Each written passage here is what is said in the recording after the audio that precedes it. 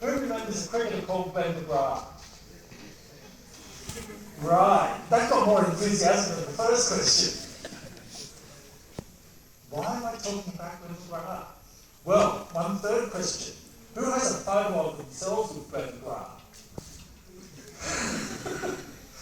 Last year, I got to go to a conference with Ben McGrath and talk about what I'm talking to you guys today. He also spoke at that conference, and afterwards, of course, like any fan, can I have a photo, please? So I have a photo of my phone with Glenn McGrath, so you've almost the same now. Why was Glenn McGrath so good as a cricketer, and why was he talking at a science conference? What could he do so brilliantly? Well, he could bowl the ball and land it on that spot time and time and time again, right? That was his skill. I could appreciate it because I'm a left-handed spin bowler, and my balls went anywhere. Sometimes I get a wicket just because I was surprised it was on the right spot. His precision, his work, his drive, that's what made him a successful cricketer. Right? Sounds similar to a scientist, doesn't it? Precision, work, and drive. They're all skills that we need too as scientists. So there's a similarity between sport and cricket. It's also an incredibly competitive profession. It's challenging. We have bad days and good days as scientists. We have terrible times when nothing works. Cricketers feel the same too. Remember when they go through those losing runs, right? When teams get done, when players get sacked off their team, it's a tough game. It's a tough gig. But science has its highs just like cricket has its highs, and it's thinking about those highs through those tough times that keeps us going on. It's also thinking about our goals.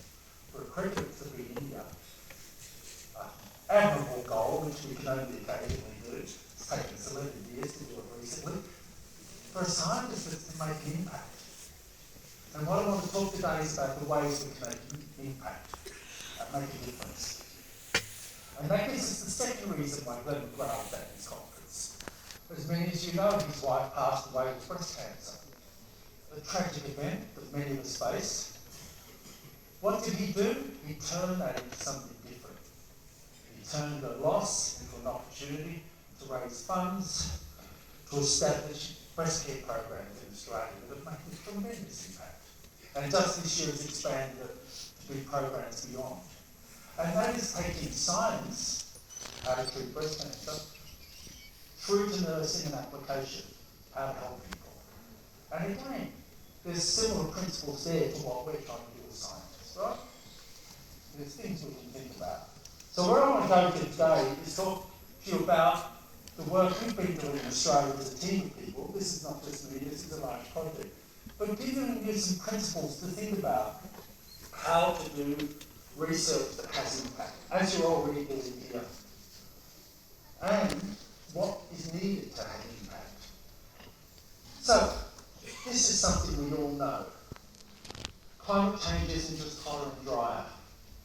It means more temperature extremes, hot and cold, more variable rainfall, longer, harsher droughts, and as we've just seen today, shorter intense flooding events at the times we don't normally expect to see them.